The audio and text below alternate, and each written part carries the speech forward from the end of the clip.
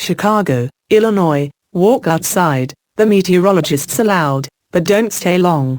In a mere 30 minutes, your cheeks could be frostbitten.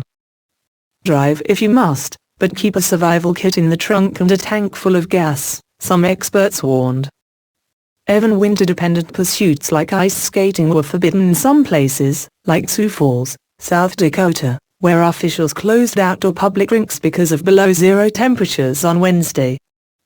Across the Midwest and New England, winter announced itself with a bitterly cold blast of air that shut down schools, suspended trash collections, delayed office workers and hampered public transportation. Schools in Minneapolis, Chicago and Omaha were closed. In St. Louis, city officials opened an emergency shelter to accommodate the homeless. The mayor of Indianapolis declared that city and county offices would open 2 hours late on Wednesday and Thursday. Heavy, blowing snow was blamed for a crash involving as many as 17 vehicles on Interstate 80 that killed 3 people and injured 30 others near the western Pennsylvania town of Clarion, police said. But for most places, snow was not the problem, the cold was.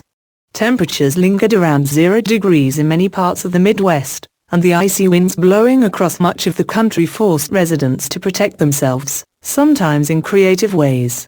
Some Minnesotans said they were forced to scrape the inside of their car windows this week. Forecasters expected temperatures in parts of northern New England to plummet into the 20 below zero range overnight Wednesday and into Thursday morning.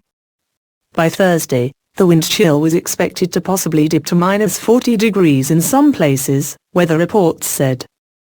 But ominous warnings about wind chill are often ignored by Midwesterners who are suspicious of the concept, and with memories of last winter's brutal and interminable winter fresh in many minds, the first week of January seemed relatively not that bad.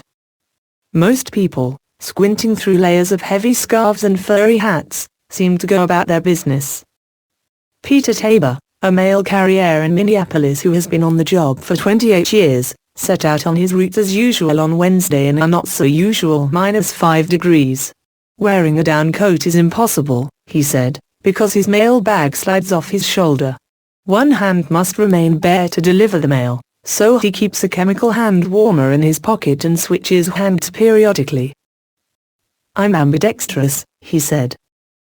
After suffering through weeks of sustained cold a year ago, Mike Jara, a bicycle messenger in Chicago, said he was well prepared for Wednesday's chill.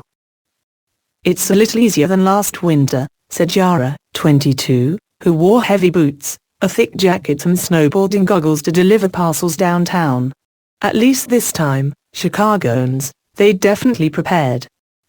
Jara was hardly alone in braving the elements, but foot traffic in downtown Chicago, where the daytime temperature was near zero on Wednesday, was lower than usual. In Millennium Park, a tourist magnet, the sidewalks were mostly empty. Only a handful of well-bundled people stopped to take a photograph in front of the iconic Cloud Gate sculpture, and the popular skating rink had just a few customers in the early afternoon. During Wednesday morning's rush hour, traffic still clogged Lakeshore Drive, where motorists could peek at enormous waves crashing on the beaches of Lake Michigan. As of Tuesday, 11.6% of the surface of the Great Lakes was covered in ice, said Ricky Castro, our meteorologist. Considerably more than just a few days ago, though considerably less than on the same date last year, when it was 24%.